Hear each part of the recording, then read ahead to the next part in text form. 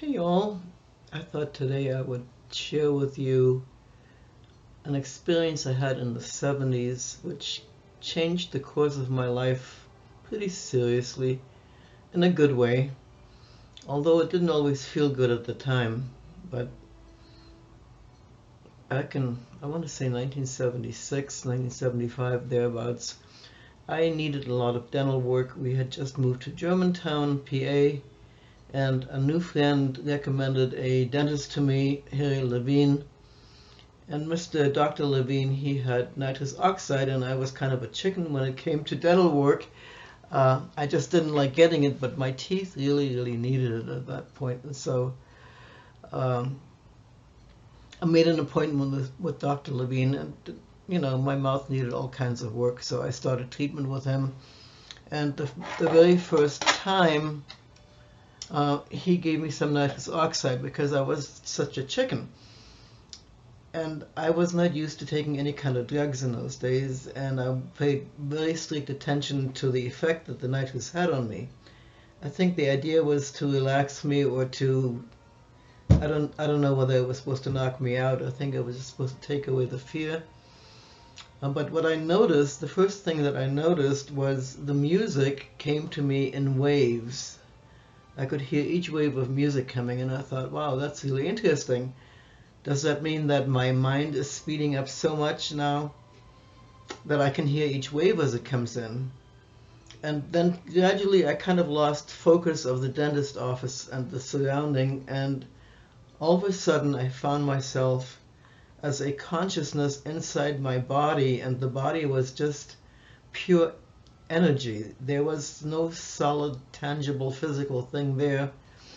But if you could imagine like a school of tiny little fish swimming in unison, this is kind of the way the units of energy were moving around in me, with each system being like its own group of fish swimming in there. But I'm not trying to compare energy to fishes, just to give you an idea that there's this constant sense of motion and cooperation. All of these schools were cooperating with each other to make up all the different organs and systems. It was the most amazing thing I had ever experienced. And I had gone to the dentist as an atheist. I just really thought life sucks. You know, the amount of anger and hatred and horrible things going on the planet at any given time, it can be extremely overwhelming. And so I went into this nitrous oxide. I had this experience of seeing the body as pure energy. And once you've had an experience like that, there's no going back. You can't ever say you didn't see it, you didn't feel it, you didn't experience it. And so I came away from that first nitrous oxide dental experience. My atheism was gone. I realized that there was something much bigger in the universe. And there was something beautiful. So subsequent trips to the dentist with the nitrous oxide started to open up other dimensions to me every single time that I went.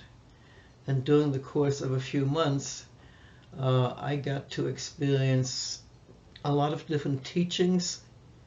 There was no one else that I saw speaking to me, so I assume it's telepathy.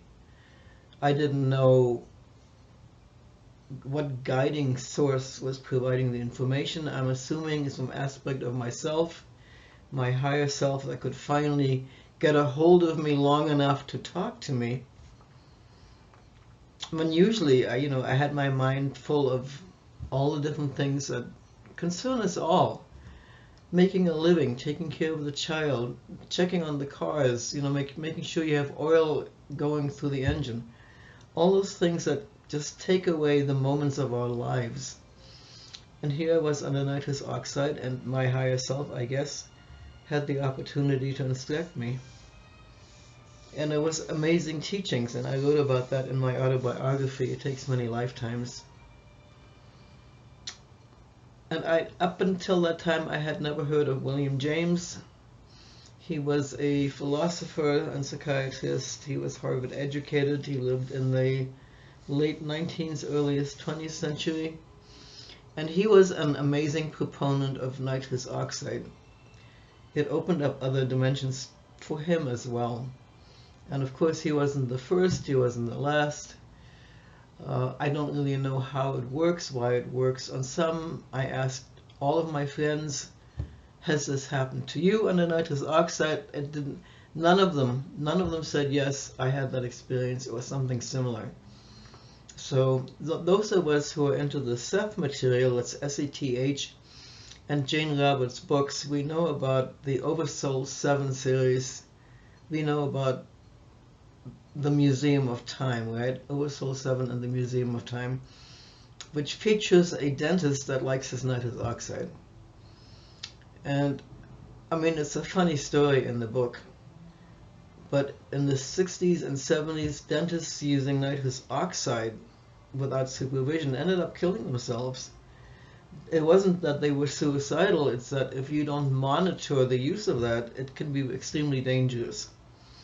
And that's why nowadays, when you go to the dentist and you get nitrous oxide, you get a whole lot of oxygen in with the nitrous. There's no turning back the chair and adjusting your levels, which is what was, you could do that back in the 1970s, right?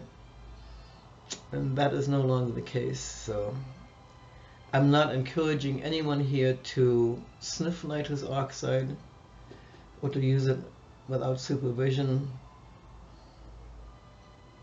I know many of us on the planet are looking for ways to get more, deeper, better, closer contact with higher selves. And I think that is what drugs or alcohol are often all about.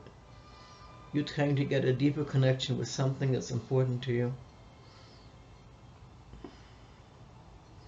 And of course we're supposed to do that by being with ourselves.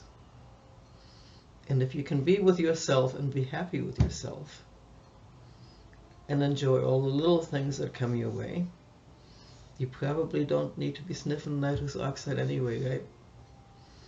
Anyway, that's just a part of my story. It got really, really interesting for me, and I did write about it, so I'm not going to talk about it today. I may in some future video.